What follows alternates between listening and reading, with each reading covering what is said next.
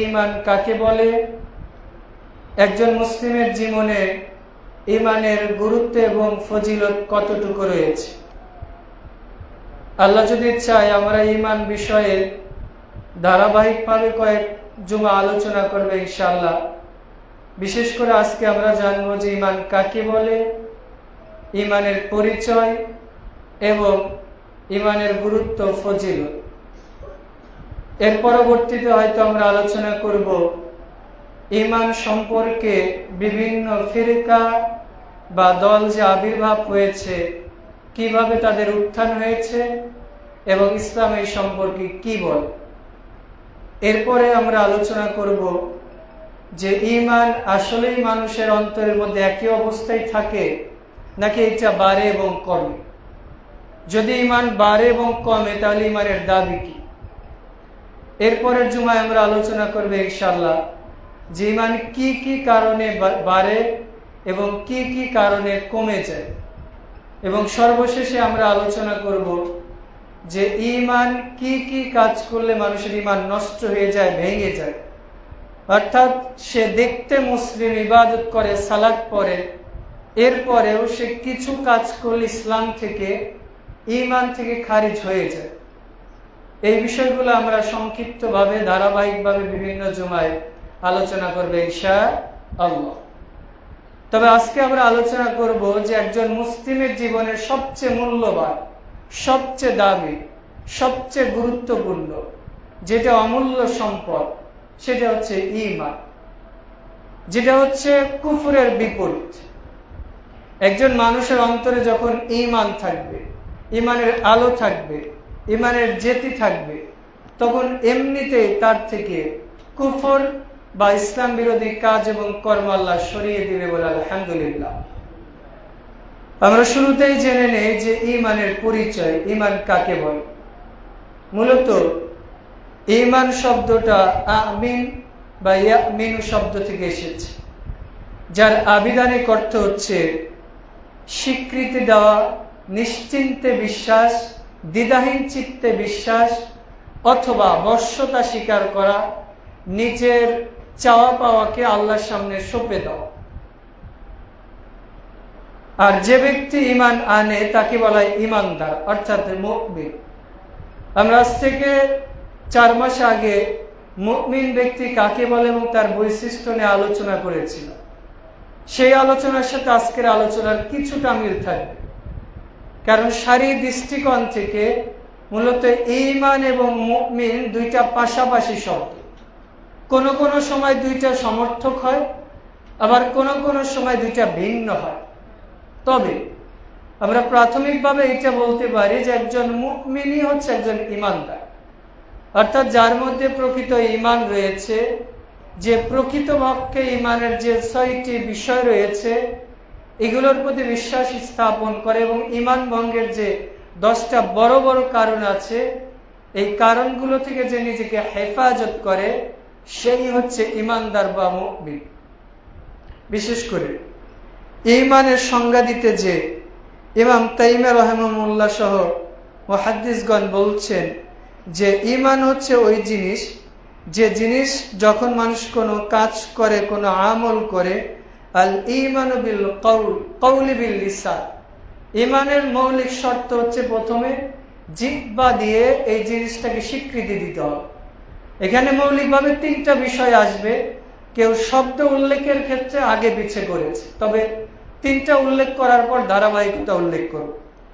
এরপরে 2 নম্বর যেটা বলা হচ্ছে যে ইতআতু, অর্থাৎ যেটা আনুগত্য করা, অনুসরণ করা, অন্তর থেকে বশ্যতা স্বীকার করা, মুখে স্বীকৃতি দেওয়া, অন্তরে সেটা বিশ্বাস স্থাপন করা, আমিলু বিল জাওয়ারি, এবং কাজের মাধ্যমে সেটা বাস্তবায়ন করা।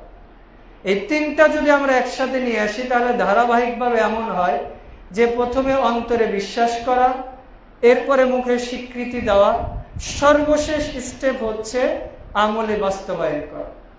এখন কেউ যদি বলে যে আমি আল্লাহকে বিশ্বাস করি, আল্লাহ এক, অদ্বিতীয়, তার প্রতি জরুরত হয়ে যায়, আবশ্যক হয়ে যায় শাহাদা দেওয়া যে লা ইলাহা ইল্লাল্লাহ আন্না মুহাম্মদ আবদুহু রাসূল, মানে আল্লাহ ছাড়া হক সত্য কোনো মাবুদ নেই, এবং মুহাম্মদ সাল্লাল্লাহু, রাসূলের নাম শুনলে কি বলতে হবে? সাল্লাল্লাহু আলাইহি ওয়াসাল্লাম তার বান্দা ও রাসূল, এই স্বীকৃতি দিতে হবে। যখন আমি অন্তরে এই কনসেপ্ট, এই ধারণা, এই বিশ্বাস, এই আকীদা, এই ঈমান নিয়ে এসেছি, এই মানহাজ পোষণ করেছি, এরপরে আমার জরুরত হয়ে যায় সেটা আমাকে মুখে শাহাদাত দাও। অন্তরে বিশ্বাস করলাম, মুখে শাহাদাত দিলাম। একজন ব্যক্তি অমুসলিম থেকে শাহাদা দিয়ে মুসলিম হয়ে গেল, ওর কি দায়িত্ব শেষ? ও এখন জান্নাতে চলে যাবে? রাসূল ইসলাম বলছেন, মান ক্বালা লা ইলাহা ইল্লাল্লাহ দাখালাল জান্নাহ, কেউ যদি বলে লা ইলাহা ইল্লাল্লাহ, সে জান্নাতে চলে যাবে বলে। সুবহানাল্লাহ। এই হাদিসটা শুনে আবু হুরায়রা রাদিয়াল্লাহু তাআলা আনহু দৌড়াচ্ছে আর বলছে, যে বলবে লা ইলাহা ইল্লাল্লাহ দাখালাল জান্নাহ, সেই ব্যক্তি জান্নাতে প্রবেশ করবে। এবার ওমর রাদিয়াল্লাহু তাআলা আনহু একটু রাগী সাহাবী ছিলেন, বুকের একটা ঘুষি মেরেছে, মারার পর ধরে টেনে হিঁচড়ে রাসূলের কাছে নিয়ে গেছে। রাসূল ইসলাম একটা বাগানের ভিতর ছিল, বাগানের নিচে একটু ছিদ্রের মতো জায়গা ছিল, সেই ঘেরার ভিতর দিয়ে রাসূল ইসলামকে ডাক শুরু করেছে। আবু হুরায়রাকে টেনে হিঁচড়ে ভিতরে নিয়ে গেছে। নিয়ে যাওয়ার পর রাসূল ইসলামকে বলছে, আপনি কি এই কথা বলেছেন লা ইলাহা ইল্লাল্লাহ সাদিকান মিন কলব, অন্তর থেকে যদি আসলেই কেউ লা ইলাহা ইল্লাল্লাহ বলে সে জান্নাতে যাবে? রাসূল ইসলাম বলছে যে হ্যাঁ, আমি বলেছি। এবার ওমর রাদিয়াল্লাহু তাআলা এবং আবু বকর রাদিয়াল্লাহু তাআলা বলছেন যে এইটাই যদি সত্য হয়, তাহলে মানুষ শুধু শাহাদা দিয়ে ক্ষান্ত হয়ে যাবে, এরা আমল করবে না, বরং আপনি তাদেরকে এইটা বলার জন্য বলেন যে অন্তর থেকে বলবে, মুখে স্বীকৃতি দিবে এবং সর্বাত্মক প্রচেষ্টা করবে, এরপরে যদি সে মারা যায় দাখালাল জান্নাহ, সে জান্নাতে যাবে বলে। সুবহানাল্লাহ। শুধু আমি আল্লাহকে বিশ্বাস করলাম, মুখে আমি বললাম লা ইলাহা ইল্লাল্লাহ, এটা বললে আমি শুধু মুমিন হতে পারবো।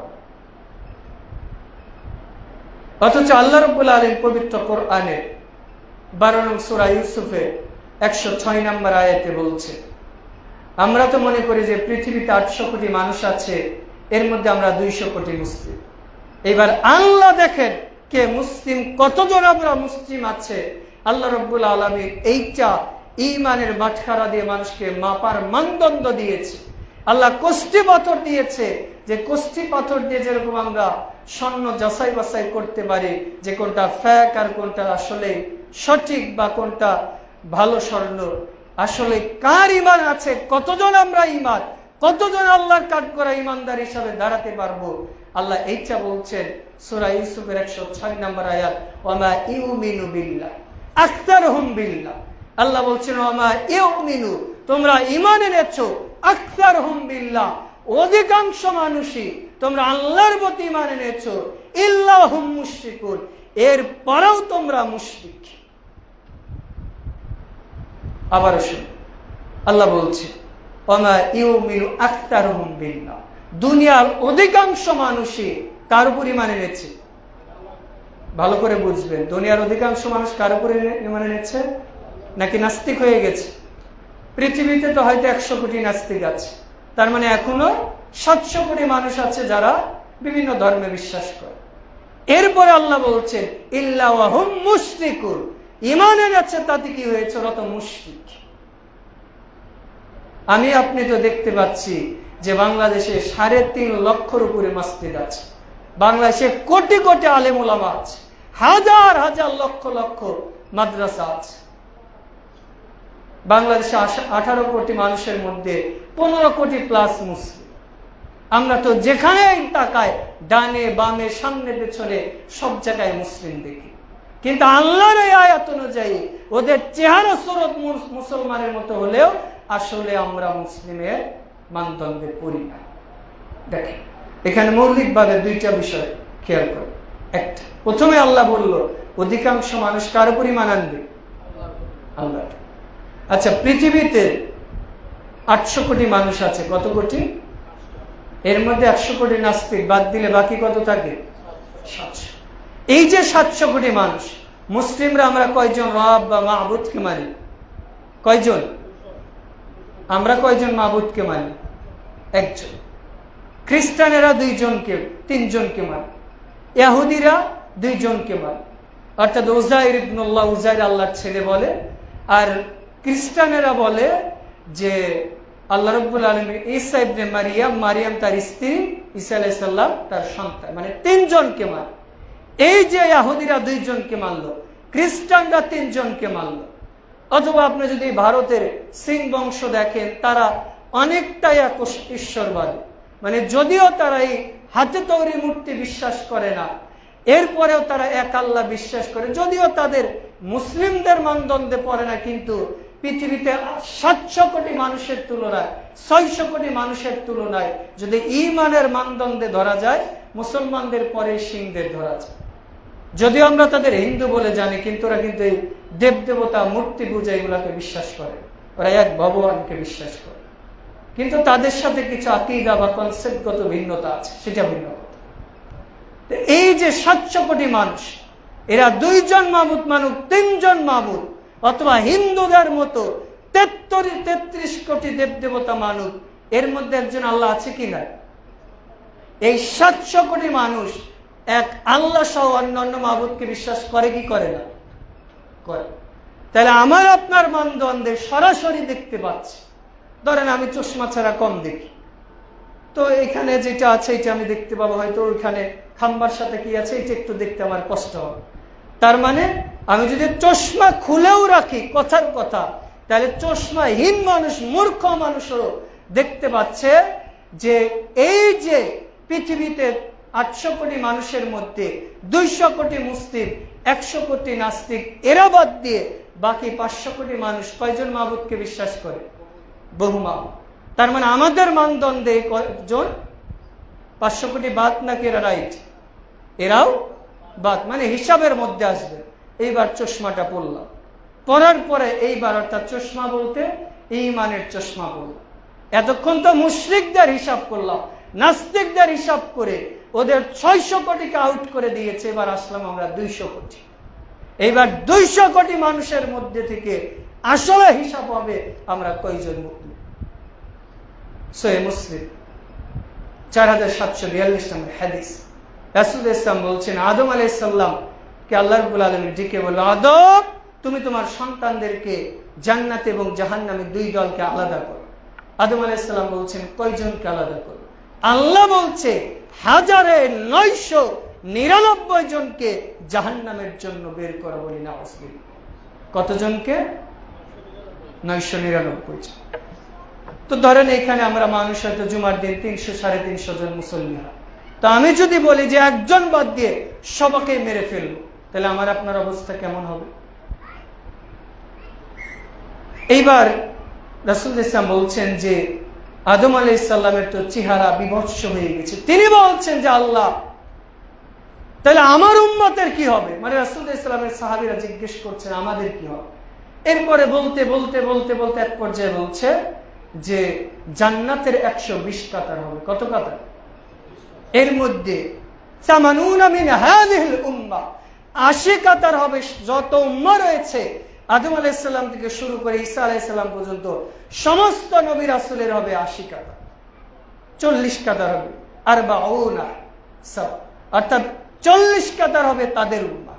আর 80 মিন হাদিল উম্মাহ, বাকি যে 80 কাতার থাকে এরা হবে উম্মতে মুহাম্মাদি। বলি সুবহানাল্লাহ। দেখেন, তাহলে আমরা এসেছি পরে, আমাদের বয়স সীমাও কম, আমাদের উম্মার সংখ্যাও কম, কিন্তু জান্নাতের সংখ্যা আমরা বেশি না কম? বেশি। এই জন্য তো রাসূল ইসলাম বলছেন, সাহাবীরা একদিন জিজ্ঞেস করছেন যে ইতিপূর্বে যারা জাতি ছিল ওরা তো অনেক বছর বেঁচে থাকতো, হাজার হাজার বছর, ওরা ইবাদত করতো বেশি, আমল ছিল বেশি, ওরা তো জান্নাতেও আগে চলে যাবে। তা আমাদের বয়স কম, আমরা আমল করব কম, আমরা জান্নাতেও পরে যাব। স্বাভাবিকভাবে তো এটাই হওয়ার কথা যে একজন ব্যক্তি ক্লাস 3 পর্যন্ত পড়ালেখা করেছে আর একজন বিশেষ ক্যাডার হয়েছে, দুইজনের মান কি একই নাকি ভিন্ন? দুইজনের বেতন কি এক নাকি ভিন্ন? একজন ক্লাস 3-তে পড়ে সারাদিন রিক্সা চালায়, আর একজন বিশেষ ক্যাডারও 4 ঘন্টা ডিউটি করে কম, কিন্তু বেতন রাত দিন ডিফারেন্স না? তো উম্মতে মুহাম্মাদীর ডিউটি কম, কিন্তু ঈমানের কারণে তাদের মর্যাদাও বেশি বলে সুবহানাল্লাহ। তো জিজ্ঞেস করছে যে ওদের বয়স বেশি, আমল বেশি, জান্নাতে মর্যাদা বেশি হবে। রাসূল সাল্লাল্লাহু আলাইহি ওয়াসাল্লাম বলছে যে তোমাদের যুক্তি ঠিক আছে, কিন্তু আল্লাহ রাব্বুল আলামিন তোমাদের জন্য এমন একটা রাত দিয়েছে খায়রুম মিন আলফি শাহর, এই রাতটা হচ্ছে হাজার রাত অপেক্ষা উত্তম, হাজার হাজার রাত অপেক্ষা উত্তম। কেউ যদি কদরের একটা রাতে ইবাদত করে তাহলে দুনিয়ার যত কল্যাণ আছে সব কল্যাণ সে লাভ করবে বলে সুবহানাল্লাহ। মান হুরিমাহা ফাকাদ হুরিমা খায়রা কুল্লু, কেউ যদি এই রাত থেকে মাহরুম হয় ওর মতো হতভাগা দুর্ভাগা দুনিয়াতে আর কেউ নেই। দেখেন এই যে আমাদের এত মর্যাদা, এই মর্যাদার একমাত্র কারণ হচ্ছে ঈমান। কারণ ইতিপূর্বে নবী, একটা নবী যেতে না যেতে আরেকটা নবী আল্লাহ দিয়েছে। ইভেন এমন ঘটনা ঘটেছে নবীর ভাই নবী হয়েছে, নবীর ছেলে নবী হয়েছে, নবীর পিতা নবী ছিল, নবীর শ্বশুর নবী ছিল। ইউসুফ আলাইহিস সালামের পিতা নবী ছিল, এরপর সুলাইমান আলাইহিস সালাম পিতা পুত্রে নবী ছিল, মুসা আলাইহিস সালাম, হারুন আলাইহিস সালাম দুই ভাই নবী ছিল, তার শ্বশুর নবী ছিল। এইভাবে অসংখ্য নবী ছিল যাদের ধারাবাহিকতায় বংশে একের পর এক নবী এসেছে। কিন্তু আমরা এমন একটা জাতি, আমরা কোনো নবীকে দেখি না, কোনো সাহাবীকে দেখি না, কোনো তাবেগণকে দেখি না, কিন্তু না দেখে বিশ্বাস করেছি, ঈমান এনেছি, যার কারণে আমার আপনার এত মর্যাদা বলে সুবহানাল্লাহ। বিশেষ করে সহিহ মুসলিমের 8 নম্বর হাদিস, হাদিসে জিবরিল ওমর রাদিয়াল্লাহু তাআলা আনহু বলছেন যে একজন ব্যক্তি এসেছে, আর আরবে কেউ যদি সফর করতো, তার শরীরে সফর করার একটা, সেটা যে কেউ, আপনি গরমের দিন হোক শীতের দিন হোক সফর করবে, আপনার শরীরে ময়লা আবর্জনা ধুলাবালি লেগে থাকে। আর ঢাকা শহরে তো আপনি 2-4 ঘন্টা বের হলে আপনাকে চেনাই মুশকিল হয়েছে। তো ওই লোকটা এসেছে, ধরেন আমি গত একদিন আগে গিয়েছিলাম ঢাকায়। তো সাধারণত আমি যখন লং ড্রাইভ করি, জার্নি করি, সাদা কাপড় পরি না। কি জন্য? যে ময়লা আবর্জনা হয়ে যাবে, এটা পরে স্টেজে কথা বলা কষ্ট হয়ে যায়। তো সাধারণত যেগুলো তো ময়লা দেখা যায় না, এই জাতীয় পোশাক পরি। তো এরপরেও ধুলা বালি দিয়ে একেবারে একাকার অবস্থা হয়েছে। তো আমি যদি ওই অবস্থায়, ধরেন আজকে আমাদের এক ভাই সেই ক্যান্টনমেন্ট থেকে এসেছে আমাদের খুতবা শোনার জন্য।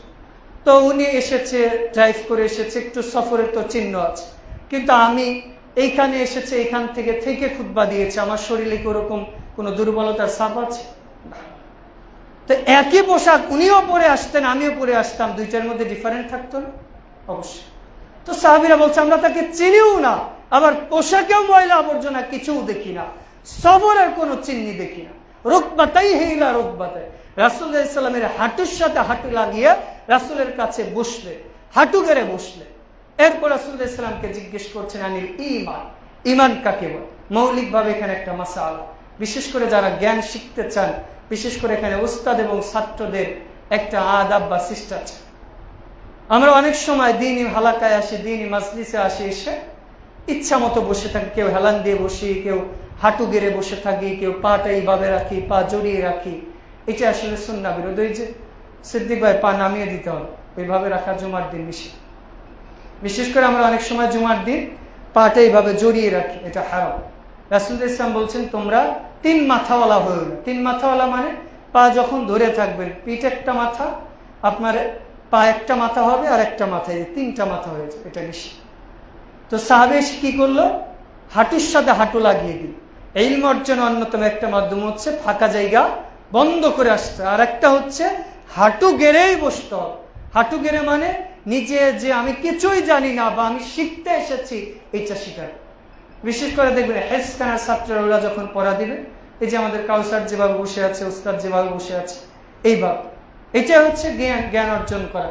তবে আপনি সুবিধা মতো আমরা যেটা বলি বাবু দিয়ে বসা, এটাও বসা যায়, কিন্তু হাঁটু জড়িয়ে ধরে বসা, এটা আসলে জুমার দিন সম্পূর্ণ হারাম। যাই হোক, আসার পর বলছেন ঈমান, ঈমান কাকে?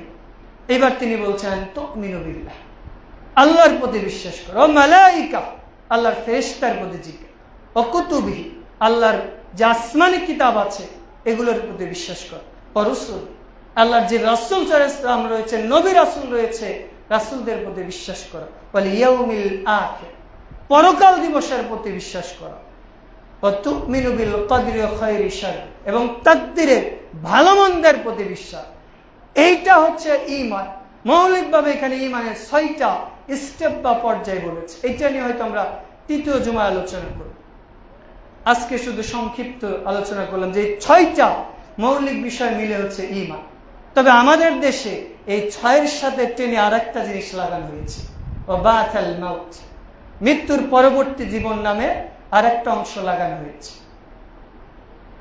আচ্ছা, ধরেন কেউ এসএসসি পরীক্ষা দেওয়ার পরে সে কোর্স করলো, এসএসসি পরীক্ষা দিয়েছে, সেই ইউনিভার্সিটির কোচিংয়ে ভর্তি হয়েছে, আবার কক্সবাজারে ট্যুরে গেল। তো আপনি রেজাল্টের আগ পর্যন্ত সে 2 মাস সময়ের মধ্যে এইটা করল। তো এটা কি পরীক্ষার আগে নাকি পরীক্ষার অন্য সময় করল? পরীক্ষার পরেই তো। আপনাকে কি এটা বলার প্রয়োজন আছে যে সে পরীক্ষার পরে করেছে, আবার পরীক্ষার পরের জীবনের পরে আবার আরেক জীবনে করেছে? এমন বলার প্রয়োজন আছে? বরং আল্লাহ বলছে আল ইয়াউমিল আখির, আখিরাত দিবসের প্রতি বিশ্বাস। এইখানে জান্নাত, জাহান্নাম, ফুলসিরাত, কবর ইত্যাদি সবের মধ্যে এখানে আবার বাতাল মাউত নামে আরেকটা নতুন পয়েন্ট যোগ করার কোনো এখতিয়ার আমার আপনার। স্পষ্টভাবে সহিহ মুসলিমের 8 নম্বর হাদিসে 6টা কথা আছে। এই 6টাই হচ্ছে ঈমানের মৌলিক বিষয়, এই 6টাই হচ্ছে ঈমানের মৌলিক দাবি। এরপর আমরা যেটা বানাচ্ছি, কেউ পরীক্ষা দেওয়ার পরে এই শব্দ যেভাবেই বলুক না কেন একই অর্থ দাঁড়াবে যে মূল পরীক্ষার পরে সে কাজগুলো করেছে। ঠিক সে মৃত্যুর পরবর্তী জীবন বলুক আর যাই বলুক না কেন, এটা হচ্ছে বাতাল মাউত, অর্থাৎ তার মৃত্যুর পরবর্তী দিবস, অর্থাৎ আখিরাতের দিবসের সাথে সম্পৃক্ত। অতএব যারা বিভিন্ন বগদাদি কায়দা সহ বিভিন্ন কায়দায় মুখস্থ করেছে, এই অংশটা ভুলে যেতে হবে। আল্লাহ আমাদের হেফাজত করুন, আমিন।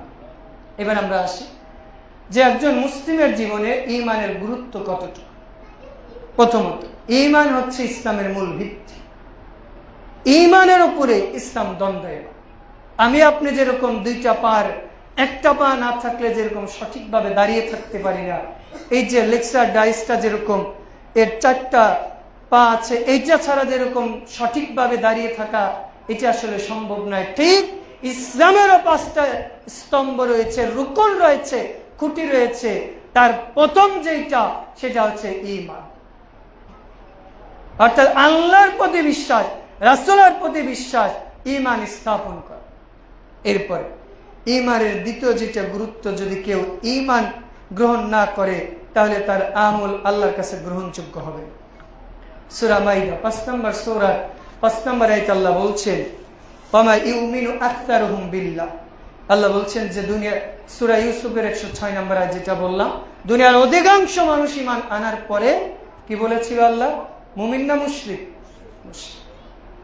এরপরে সূরা মাইদার 5 নম্বর আয়াতে আল্লাহ বলছেন, ওয়ামা ইয়াকফুরু বিল ঈমান, যে ব্যক্তি ঈমানের সাথে কুফরি করবে, ফাকাদ হাবিতা আমালু, সে তার সব আমল বিনষ্ট করে ফেলবে। ঈমানের সাথে কুফরি মানে ঈমানের বিপরীত হচ্ছে কুফরি। ঈমান মানে হচ্ছে স্বীকার করা, আর একটা জিনিসকে অস্বীকার করা মানে হচ্ছে কুফরি করা। আপনি একটা কাজ করেছেন কিন্তু বলছেন যে আপনি করেন না, এটাই হচ্ছে কুফরি করা, মানে অস্বীকার করা। তো কেউ যদি ঈমানের মৌলিক যে বিষয় 6টা বিষয়গুলো ছেড়ে দেয়, ঈমান ভঙ্গের যে 10টা বিষয় আছে এইগুলো যদি করে, তাহলে সে ঈমানের সাথে বিশ্বাসঘাতকতা করলো, যার কারণে সে ঈমান থেকে খারিজ হয়ে গেল। আল্লাহ আমাদের হেফাজত করুন, আমিন। এরপর ঈমানই হচ্ছে আখিরাতে একমাত্র মুক্তির মাধ্যম। সহিহ মুসলিমের 94 নম্বর হাদিস, রাসূল ইসলাম বলছেন যে মান লাকিয়া লা ইশরিক বিহি শাইয়্যান দাখালাল জান্নাহ। কোন ব্যক্তি যদি এই অবস্থায় মারা যায় যে তার ঈমানের সাথে গাদ্দারি করে নাই, ঈমানের সাথে শিরক করে নাই, দাখালাল জান্নাহ, এই ঈমানের বদলতে এই ব্যক্তি জান্নাতে চলে যাবে বলে সুবহানাল্লাহ। এরপর যদি কেউ ঈমান আনে তাহলে আল্লাহ রাব্বুল আলামিন তার প্রতি রাজি খুশি হয়ে যায়, সন্তুষ্ট হয়ে যায়, সুবহানাল্লাহ। যদি কোনো ব্যক্তির উপর আল্লাহ সন্তুষ্ট হয়ে যায়, তার দুনিয়ার এর চেয়ে মূল্যবান সম্পদ, এর চেয়ে দামি জিনিস আর কিছু হতে পারে? দুনিয়ার সব মানুষ আপনার উপর নারাজ, আল্লাহ সন্তুষ্ট হয়েছে, তাহলে আপনি খুশি হবেন নাকি নারাজ হবেন? নাকি আপনার চাকরি পাওয়ার জন্য ইমানকে বিসর্জন দিতে হবে? অনেক সময় আমরা কি করি, সামান্য চাকরির জন্য, ক্যারিয়ার জন্য আমরা ইসলামের মৌলিক বিষয়গুলো ছেড়ে দিই, শিরক পর্যন্ত করি। সেটা চাকরির নামে হোক, রাষ্ট্রীয় শিক্ষক, অথবা বিভিন্ন ফরজ, দাড়ির মতো ওয়াজিব বিষয়, টাকনুর উপর কাপড় পরার মতো ফরজ বিষয়, এগুলো আমরা ছেড়ে দিই। বিশেষ করে যে একটু আগেই বললাম যে আমার একদিনই ভাই এসেছে ক্যান্টনমেন্ট থেকে, সেনাবাহিনীতে উনি জব করেন। তো উনি আমাকে মাঝে মধ্যে বলেন যে ভাই, বা উনি সব অনেকদিনই ভাই বলে যে আসলে এই সামরিক ক্ষেত্রে থেকে আমাদের ঈমান নিয়ে চলা অনেক কষ্ট হয়ে, যে দাড়ি রাখতে ওনাকে অনুমতি নিত। চিন্তা করা যায়, এটা তো সে ব্রিটিশদের নিয়ম। ব্রিটিশদের সময় মুসলমানরা দাড়ি রাখলে কর দিতে হতো, ঠিক এইটার আপডেট ভার্সন করে ফেলেছি আমরা, যে মুসলমান দেশে চাকরি করবো আবার দাড়ি রাখতে হলে আমাকে অনুমতি নিতে হবে। বরং এইটা সরকারিভাবে আইন করা উচিত, প্রত্যেক সামরিক কর্মকর্তাকে আবশ্যক দাড়ি রাখতে হবে। কারণ দাড়ির মধ্যে এমন কিছু পাওয়ার রয়েছে যার কারণে সে দৈহিক, আত্মিক, মানসিক শক্তি পায়। দাড়ি যার মধ্যে আছে সে স্বাভাবিকভাবে পাপ কাজ করে না বা করতে পারে, তার ঈমানে বাধে। কারণ এই দাড়িটা ঈমানের সাথে অনেকটা রিলেটেড। আপনি দাড়ি রেখে পতিতালয়ে যেতে পারবেন, দাড়ি রেখে জেনা করতে পারবেন না, দাড়ি রেখে মিথ্যা বলতে পারবেন। যদি যান, মানুষ বলবে আরে তুমি দাড়ি রেখেছো, এই লোক লজ্জার ভয় অনেক সময় আপনি এগুলো করতে পারবেন। তো এই জন্য আমাদেরকে বিশেষ করে যে ক্যারিয়ারের জন্য যদি আমাদের দুনিয়াকেও বিসর্জন দিতে হয়, এটা দিতে আমরা রাজি থাকবো, কিন্তু আমরা ঈমানের সাথে কোনো সময় আতাত করব না। আল্লাহ হেফাজত করুন। আর আল্লাহ রাব্বুল আলামিন সূরা বাইয়িনা ৯৮ নম্বর সূরার ৪ নম্বর আয়াতে বলছেন, রাদিয়াল্লাহু আনহুম ওয়া রাদু আন যালিকা লিমান খাশিয়া রাব্বাহ। আল্লাহ ওই ব্যক্তির উপর সন্তুষ্ট হয়েছে যে ব্যক্তি তার রবকে ভয় করে, রবের মতে যথাযথ ঈমান আনে। আল্লাহ এই ব্যক্তির প্রতি সন্তুষ্ট হয়ে যায় বলে সুবহানাল্লাহ। আর ঈমান মানুষকে সৎ কাজ, আল্লাহ ভীরু কাজ, সমাজ কল্যাণমূলক কাজের প্রতি উদ্বুদ্ধ করে। সূরা বাকারা ২ নম্বর সূরা ২৭৭ নম্বর আয়াত আল্লাহ বলছেন, ইন্নাল্লাযীনা আমানু ওয়া আমিলুস সালিহাত, নিশ্চয় যারা ঈমান এনেছে, যারা ঈমানদার, তাদের এই ঈমান তাদের আল্লাহ ভীরু কাজ, ভালো কাজ করতে তাদের সহায়তা করে বলে সুবহানাল্লাহ। তার মানে যার ঈমান আছে, যার মধ্যে নিফাকি নয়, কুফর নয়, সে ব্যক্তি স্বাভাবিকভাবে আল্লাহ রাব্বুল আলামিনের বিভিন্ন গায়বী মদদে অথবা প্রকাশ্য মদদে সে দুনিয়া এবং আখিরাতের কাজে সফলতা অর্জন করবে ইনশাআল্লাহ। এরপর আমরা যদি ঈমান আনি, আসলেই প্রকৃতপক্ষে ঈমানদার হই, তাহলে আল্লাহ রাব্বুল আলামিন আমাদের অন্তরে প্রশান্তি দিবে এবং দুনিয়ার কাজগুলো আমাদের জন্য সহজ করে দিবে। আমরা অনেক সময় দুনিয়ার পেরেশানিতে থাকি না, চিন্তার মধ্যে থাকি যে আমি এই কাজ করি বরকত হয় না, ব্যবসা করি বরকত হয় না, ছেলে মেয়ে কথা শোনে না, সংসারে বরকত পায় না। এর অন্যতম কারণ হচ্ছে আমাদের ঈমান বিষয়ে পর্যাপ্ত নলেজ। ঈমান বিষয়ে আমাদের যথাযথ জ্ঞানের অভাবে আমরা এরকম বিভিন্ন বিপদ আপদে পড়ি।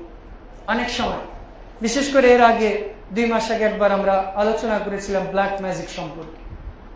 তো গতকালকে রাজশাহীতে আমার বই নিয়ে গিয়েছিলাম, ওখানে একটা কনফারেন্স ছিল, ওখানে আলহামদুলিল্লাহ আমি মেহমান হিসাবে ছিলাম। তো ওইটা ছিল রুকিয়া সেমিনার। রুকিয়া মানে হচ্ছে মানুষের সারি যে ঝাড়ফুঁক।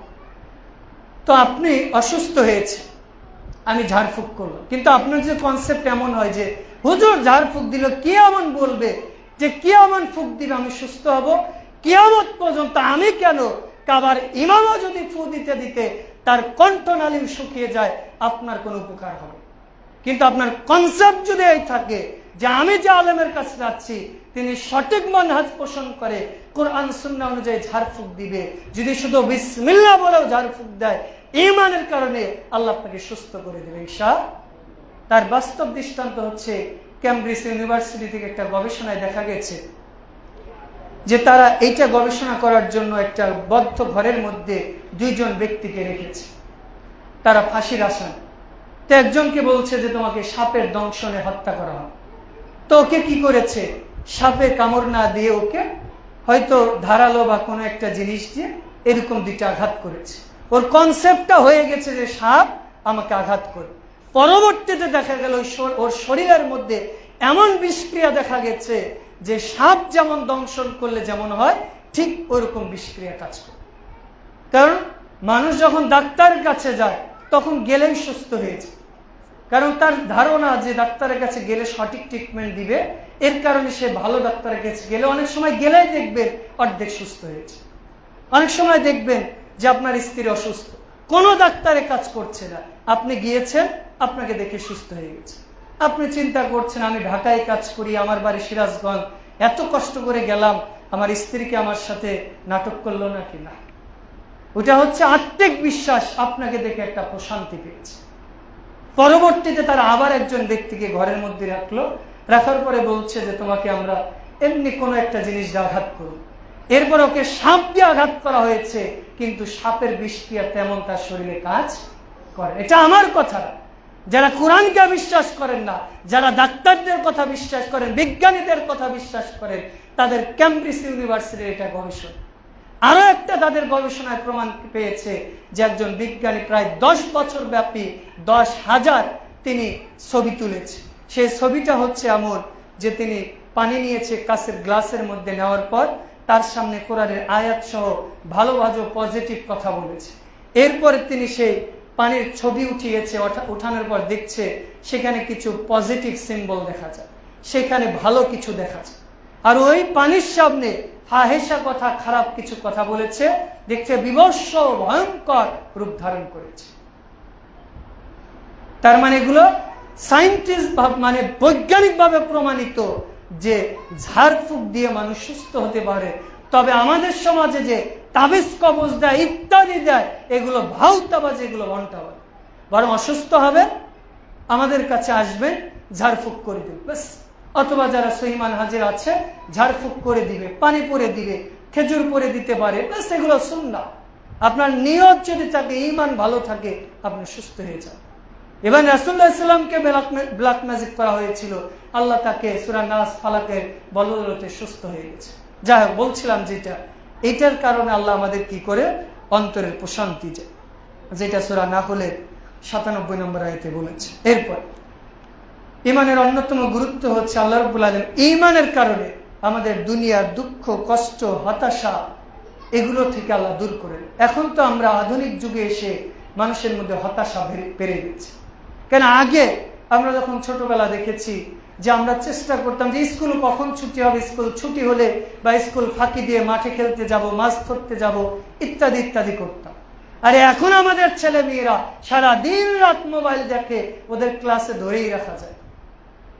কারণ ওর প্রচুর পরিমাণ ডোপামিন খনন হয়েছে, যার কারণে ওর পড়ালেখার ভালো লাগে। ওর চিন্তায় কখন স্কুল ছুটি হবে, বাড়িতে যাবো, ফোন দেখবো, টিভি দেখবো, ইত্যাদি। আর এগুলো দেখে বিভিন্ন অকারেন্সের সাথে সম্পৃক্ত হচ্ছে, বিভিন্ন জেনা, ব্যভিচার, পাপের সাথে সম্পৃক্ত হয়ে যাচ্ছে, হতাশায় নিমজ্জিত হচ্ছে, এমনকি বিভিন্ন জন আত্মহত্যা পর্যন্ত করছে। তো এগুলো থেকে বাঁচার জন্য উপায় হচ্ছে যথাযথ আল্লাহর প্রতি ঈমান। আর সোশ্যাল মিডিয়া ততক্ষণ ব্যবহার করতে হবে যতক্ষণ আমার ঈমান আমলের জন্য উপকার। যদি দেখি আমি সোশ্যাল মিডিয়ার কারণে আমার ঈমানে ঘাটতি হচ্ছে, তাহলে ওইটা আমার আপনার জন্য ব্যবহার করা জায়েজ নাই। আল্লাহ রাব্বুল আলামিন বলছেন সূরা আহকাবে, ইন্নাল্লাযীনা ক্বালু রাব্বুনা আল্লাহ, কেউ যদি বলে যে রব আমার আল্লাহ, সুম্মাস্তাকামু, এরপরে সে অটল থাকে, অনড় থাকে, ফালা খাউফুন আলাইহিম ওয়ালা হুম ইয়াহজানুন, তার কোনো ভয় নাই, কোনো টেনশন নাই, কোনো চিন্তাই নাই, আল্লাহই তো তার জন্য মাবুদ হিসাবে আছে। সুবহানাল্লাহ।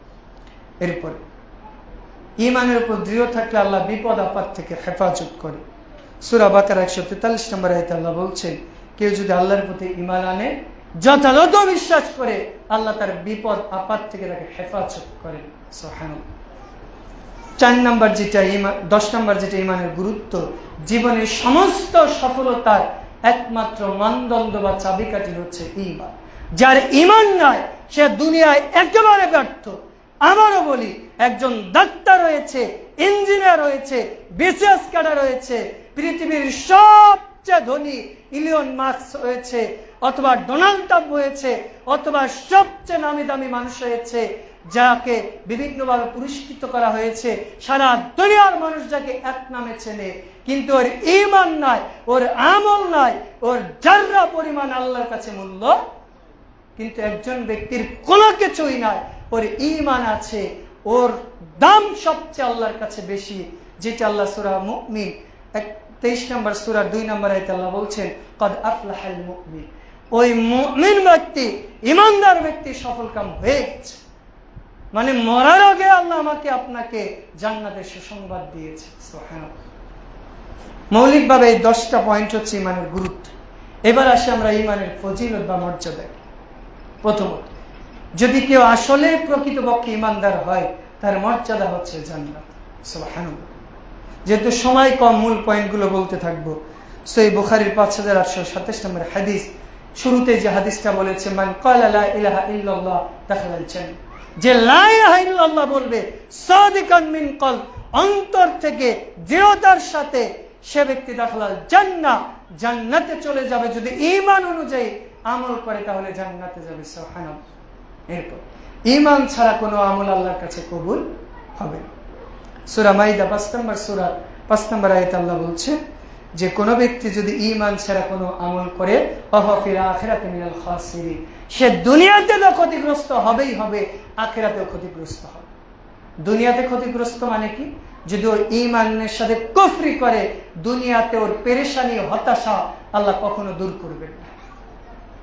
3 নম্বর, ঈমানের মর্যাদা হচ্ছে ঈমান অন্তরের প্রশান্তি এবং নিরাপত্তা। এর আগে বলেছিলাম গুরুত্বের মধ্যে প্রশান্তি আন, আর এবার বললাম প্রশান্তির পাশাপাশি নিরাপত্তা দিন। সেটা ঈমানের নিরাপত্তা এবং দুনিয়া এবং আখিরাতের জাহান্নামের নিরাপত্তা।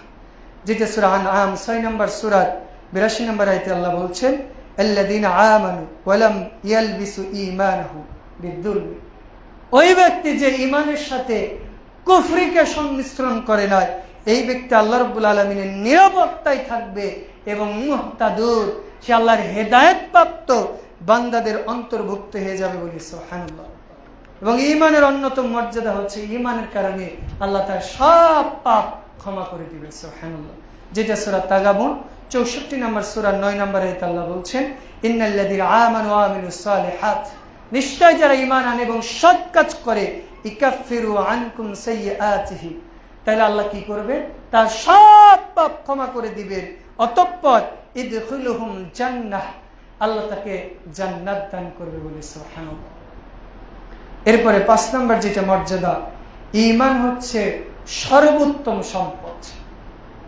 মুসনাদ আহমদ 23335 নম্বর হাদিস, লাইসা শাইউন আফদালু ইনদাল্লাহি মিনাল ঈমানি বিহি, আল্লাহর কাছে ঈমানের মতো এত মূল্যবান, এত দামি সম্পদ পৃথিবীতে আর কোনো কিছুই হতে পারে।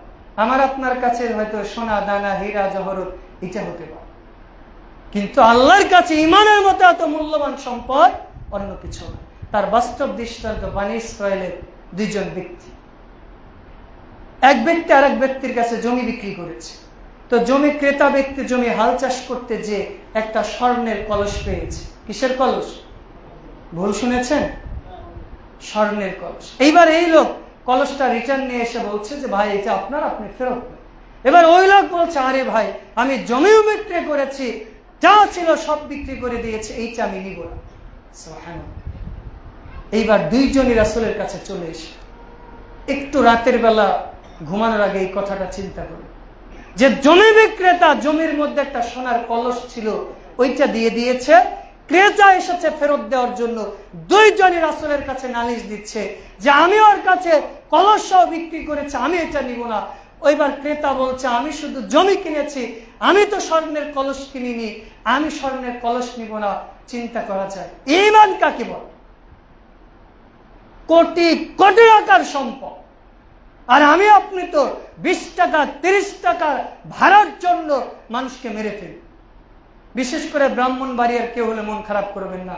ব্রাহ্মণবাড়িয়া, আমি তো আগে ছিলাম মাদারীপুর, শরীয়তপুর, এইসব অঞ্চলের মানুষেরা মানে এখনো রাসূল ইসলাম বলছে না জাহিলি যুগের অন্যতম স্বভাব, বংশ নিয়ে দাম্ভিকতা, অহংকার এখনো তাদের আছে। এখনো ওই এলাকায় গেলে দেখবেন যে তীর বল্লম নিয়ে যুদ্ধ করে, সামান্য বিষয়।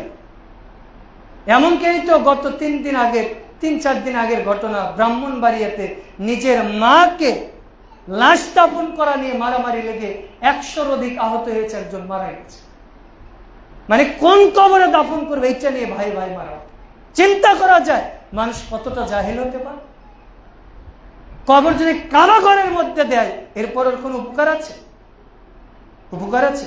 রাসূল সাল্লামের তো যে জামাতে আব্দুল্লাহ ইবনে উমাইর চেয়েছিল তার ছেলে, রাসূল দিয়েছে, তো তার কাপড় পরিয়ে কবরে দিয়েছিল, এতে কোনো উপকার হয়েছিল?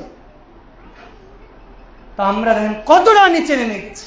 তখন রাসূল সাল্লাম বললেন, ঠিক আছে, তোমাদের ছেলে মেয়ে আছে, আচ্ছা, ছেলে মেয়েদের বিয়ে দিয়ে দাও, মোহর দাও, বাকি সম্পদ তোমরা ভাগ করে নাও। সুবহানাল্লাহ, এটাই হচ্ছে ঈমান। আমার আপনার ঈমান কোথায়? আমি আপনি 2 টাকা চাকরির জন্য রাস্তায় 5 টাকা পরে থাকলে, একটা চকলেট পরে থাকলে সামনে পিছনে তাকে নিয়ে যায়। এই তো 2 সপ্তাহ আগের ঘটনা আমাদের মসজিদের কথায়, যে সম্ভবত গত সপ্তাহে মনে হয় এক ভাই আমাকে বলল যে জুমার সালাতে এসেছে, মোটর সাইকেলের তেল পর্যন্ত নিয়ে গেছে। কত ছেঁচড়া হলে মানুষ এমন করতে? চিন্তা করা যায়, সালাতে এসেছে, মসজিদে এসেছে, মানুষ কতটা নিচে নামতে পারে, ইমানের লেভেল কতটা নিচে নামতে পারে। অথচ আমার বাড়ির পাশে হিন্দু আছে, মাঝে মধ্যে আমরা যখন ছোটবেলা, এখন আমার কিছু বন্ধু আছে, যদি একসাথে আড্ডা দেয়, সালাতের টাইম হলে ওরা বলে বন্ধু যাও সালাত পড়ে আসে। একই সাথে প্রাইভেট পড়তাম, হিন্দু স্যার বলতো ঠিক আছে সালাত পড়তে যাই। অথচ আমরা এমনই মুসলমান হয়েছি, মুসলমান হয়ে নাম বলছি মুসলমান, কিন্তু ইমানের নিম্নতর স্তরে আমাদের নেই। ইমানের 70-এর অধিক স্তর রয়েছে। এটা নিয়ে পরে ইনশাল্লাহ 4র্থ জুমায় হয়তো আলোচনা করবে ইনশাল্লাহ। কিন্তু আমরা দেখেন কত নিচে নেমে গেছি, বিশেষ করে ইমান সংক্রান্ত কয়েকটা ঘটনা।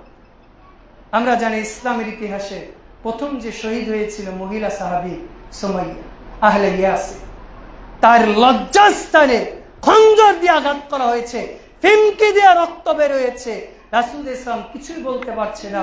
রাসূল ইসলাম বলছেন, সবরিয়া আহলি ইয়াসির, হে ইয়াসির পরিবার, তোমরা সবর করো, বাশশিরহুমুল জান্নাহ, তোমরা মারা গেলে জান্নাতে যাবে বলে। সুবহানাল্লাহ, এটাই তো ঈমান। খুবাইব রাদিয়াল্লাহু তাআলা আনহু তার চামড়া আগুন দিয়ে জ্বালিয়ে দিচ্ছে, খারখার করে দিচ্ছে। খুবাইব বলছে যে তোমরা আমাকে যেভাবেই মেরে ফেলো না কেন, যদি আমাকে এই দেশ থেকে তাড়িয়ে দাও, আমি হাসতে হাসতে সফরের উদ্দেশ্যে দেশ থেকে বের হয়ে যাব। যদি মেরে ফেলো, আমার প্রত্যেকটা টুকরো আল্লাহর কাছে শহীদ হয়ে আমার জন্য সুপারিশ করবে বলে। সুবহানাল্লাহ, এটাই তো ঈমান। বিলাল রাদিয়াল্লাহু তাআলা আনহু হাফশি গোলাম। আমরা কালো মানুষকে দেখলে কত ক্রিটিসাইজ করি, আল্লাহ তোকে কালো করেছে, এটা ওকে পরীক্ষার জন্য। আপনাকে একটু ফর্সা করেছে। আমি তো বলি যে যে সমস্ত মেয়েরা, যে সমস্ত মা বোনদের চেহারা খারাপ, তারা অনেক পাপ থেকে বাঁচতে পারে, কারণ তাদেরকে মানুষ এত ইফতিজিং করেন, এত জেনার প্রতি আহ্বান করে না, তাদের ঈমান ধরে রাখা অনেক সহজ। কিন্তু যাদের চেহারা সুন্দর, যাদের টাকা পয়সা আছে, রূপ লাবণ্য আছে, তারা এই রূপ লাবণ্যর পিছনে ছুটে জীবন যৌবন বিসর্জন দিচ্ছে। বেলাল রাদিয়াল্লাহু তাআলা ইসলামের ইতিহাসে প্রথম মুয়াজ্জিন। বেলাল রাদিয়াল্লাহু তাআলাকে যখন মরুর মধ্যে উলঙ্গ করে পেটের ওপর পাথর চাপিয়ে দেওয়া হয়েছে, তখন বেলাল রাদিয়াল্লাহু তাআলার কাছ দিয়ে রাসূল যাচ্ছে, রাসূলও কিছু বলতে পারছে। বেলাল রাদিয়াল্লাহু তাআলাকে যখন বলছে যে ঈমান থেকে সরে আসে, বিলাল বলছে আহাদ আহাদ, আমি এক আল্লাহকে বিশ্বাস করি। বিলাল রাদিয়াল্লাহু তাআলা নূর একেবারে চামড়া ছিঁড়ে ফেলেছে, পেটের উপর পাথর দিয়েছে। এরপরেও বিলাল রাদিয়াল্লাহু তাআলা ঈমান থেকে যাররা পরিমাণ সরে। অথচ আমি আপনি দুনিয়ার সামান্য টাকা পয়সার জন্য ঈমানটা বিসর্জন দিয়ে দিচ্ছি। আমরা যুবক যুবতীরা সামান্য যৌবনের লালসায় মুসলিম অমুসলিম একাকার হয়ে যৌবনকে বিসর্জন দিচ্ছে।